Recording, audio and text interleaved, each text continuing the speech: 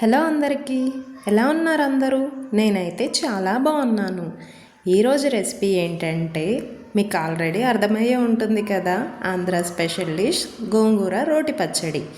ఇది నిల్వ పచ్చడి అండి. మనం వాటర్ తగలకుండా పెట్టుకుంటే 3 months వరకు ఫ్రెష్గా ఉంటుంది. ఫ్రిడ్జ్లో అయితే 1 year వరకు ఫ్రెష్గా ఉంటుంది. ముందుగా గోంగూరని వలుచుకొని శుభ్రంగా కడిగి తడి లేకుండా ఆరబెట్టుకోవాలి.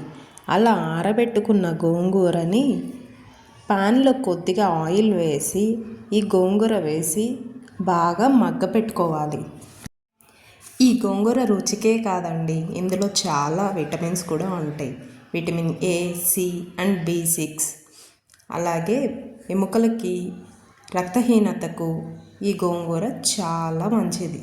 మెయిన్గా కాల్షియం, ఐరన్, జింక్ పుష్కలంగా దొరుకుతుంది ఈ గోంగూరలో. ఇక మన ఆంధ్ర పెళ్ళిళ్ళంటే ఈ గోంగూర తప్పకుండా వండి తీరాల్సిందే కదా. గోంగూర మనకు బాగా మగ్గిపోయింది.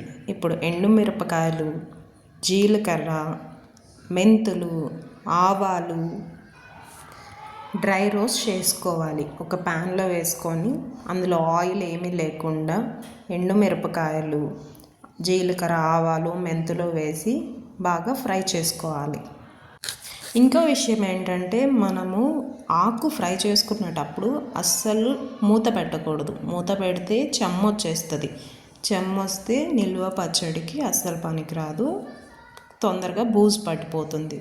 సో మనం మూత పెట్టకుండానే ఆకు మగ్గే వరకు బాగా ఫ్రై చేసుకోవాలి.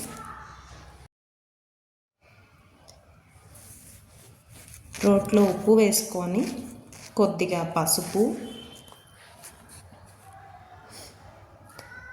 మనం ఇంతకుముందు వేయించి పెట్టుకున్న ఎండుమిరపకాయ, జీలకర్ర, ఆవాలు, మెంతులు, డ్రై రోస్ట్ చేసుకున్న ఇంగ్రీడియంట్స్ ఉన్నాయి కదా, అవన్నీ వేసి దంచుకోవాలి.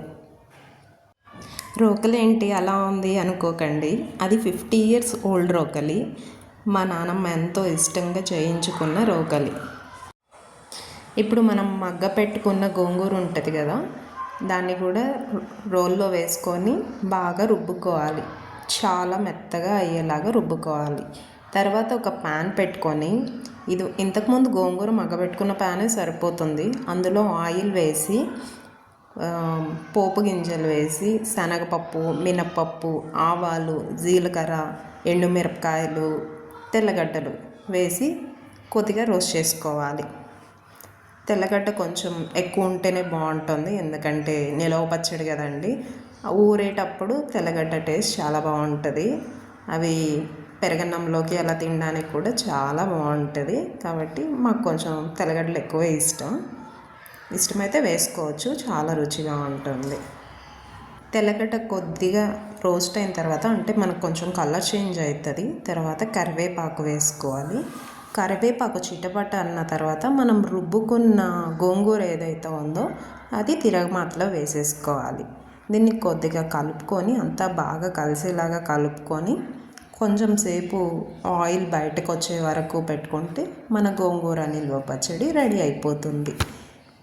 ఇది చాలా టేస్టీగా ఉంటుందండి, అండ్ నిల్వ ఉండేదానికి కూడా చాలా యూజ్ అయ్యిద్ది. అమ్మ ఎప్పుడు ఇలాగే చేసి మాకు పంపిస్తుంది. మేము నిలవ పెట్టుకొని తింటూ ఉంటాం నచ్చినప్పుడల్లా. క్రేవింగ్స్ ఉంటాయి కదండి, గోంగూర క్రేవింగ్స్, మనమేమో చేసుకోలేము, కొంచెం ప్రాసెస్ ఎక్కువ. సో అమ్మ చేసి పంపిస్తే మనం తింటూ ఉండొచ్చు. కానీ నేను కూడా ట్రై చేశాను, చాలా బాగా కుదిరింది, అమ్మ చేసినట్లే వచ్చింది. ఒకసారి ట్రై చేయండి, చాలా యమ్మీగా ఉంటుంది. మీకు ఈ గోంగూర పచ్చడి నచ్చినట్లయితే please like, share and subscribe. ఒక మంచి కామెంట్ పెట్టడం మాత్రం అస్సలు మర్చిపోకండి. బాయ్.